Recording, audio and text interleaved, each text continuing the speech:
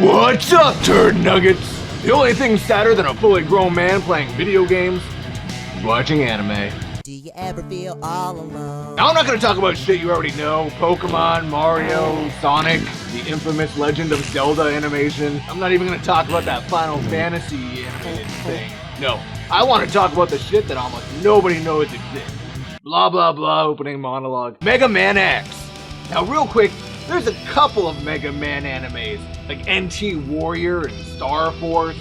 I'm not gonna talk about those. I'm talking about Mega Man X, the Day of Sigma. It was produced by Capcom and Quebec in 2005, and only released a 24-minute episode, or as some people call it, a 4-part film. It's not. The Day of Sigma is actually a prequel to the first Mega Man X game, I think. Sigma's here looking like fucking Buzz Lightyear, Zero is still looking like a sexy woman, and even Chill Penguin is here, in case you love Chill Penguin. Japan loves penguins. Also, Vile is just Boba Fett. Like, exactly. As a fan of Mega Man, this one was really interesting to watch. The actual animation was pretty choppy, the CGI was pretty good, and the story, it was a bit contrived. I don't actually know what that word means, but sounds cool. Overall, not the best, but pretty interesting. Beautiful Joe. I was really excited to find this one because I love playing Beautiful Joe. Beautiful Joe, the anime, was produced by Group TAC or Guinean Entertainment. I actually have no idea who did what, but I do know it was released in 2004 with 2 seasons totaling 51 episodes. And I'm only judging it by its first episode because I don't really give that much of a fuck.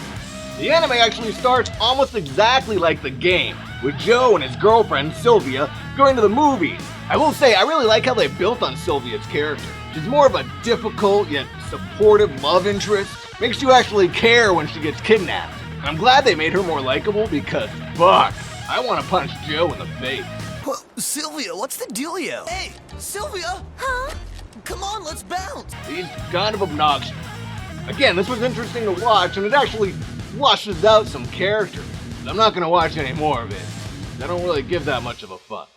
Animal Crossing. First off, there is no English dub for this one, and I can't read, so it felt exactly like playing Animal Crossing. Boring, uneventful, and, gay. Animal Crossing the anime was produced by Nintendo and, like, 700 other companies.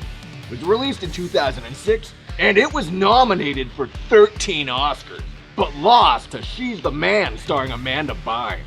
You want me to turn you into your brother? Nobody earlier has even met Sebastian. I see why. Little girl comes to an island, the turtle thing says mayor a lot, the bird gives the little girl a house, Sonic is here, there's a Mexican worker, Cubone.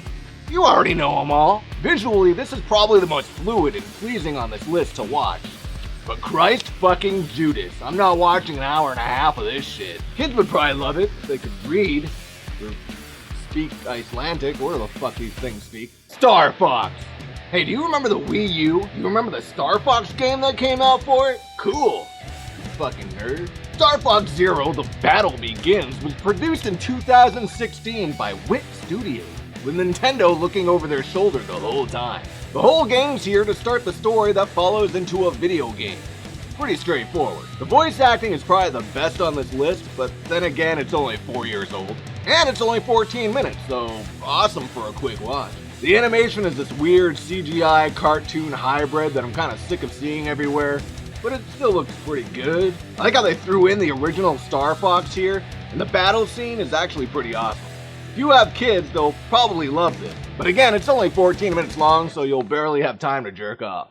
Fatal Fury! Fatal Fury, Legend of the Hungry Wolf was produced in 1992 by Studio Comet and SNK, I think. It's a made-for-TV special featuring all your favorite fighting game characters doing things like grabbing a girl's ass, being homeless, and hanging out in cemeteries. Personally, this is my favorite looking anime on the list, but I'm a sucker for that 80s to mid-90s hand-drawn look. What I'm trying to say is it doesn't look like a computer shit it out.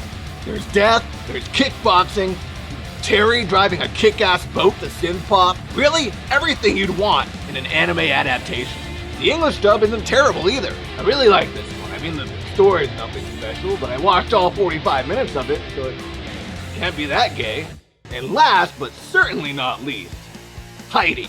I mean, it's not a video game, but did you know that there's an anime adaptation of a black and white American film about a little orphan girl who goes to live with a fucking sex pervert?